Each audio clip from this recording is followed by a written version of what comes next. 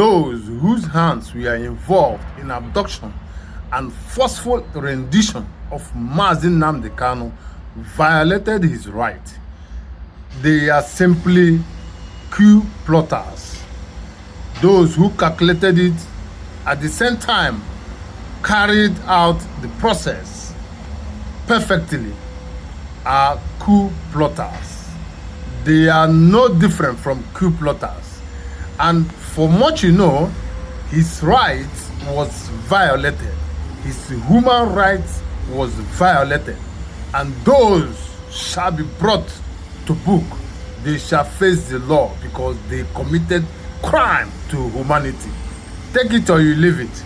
No matter what happens, they must be brought to book. Their sins, the sins they have committed, they have to pay for it. They shall go in for the crimes they have committed for abducting Mazi Nnamdi Kanu against his wish, and against his human rights, against his wish. They have committed serious offense, serious crime.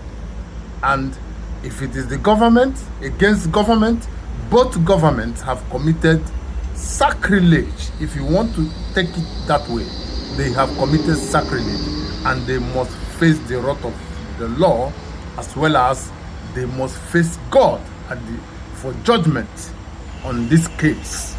This is all I have for you guys. Free Mazi Nnamdi Kanu. Now, don't play.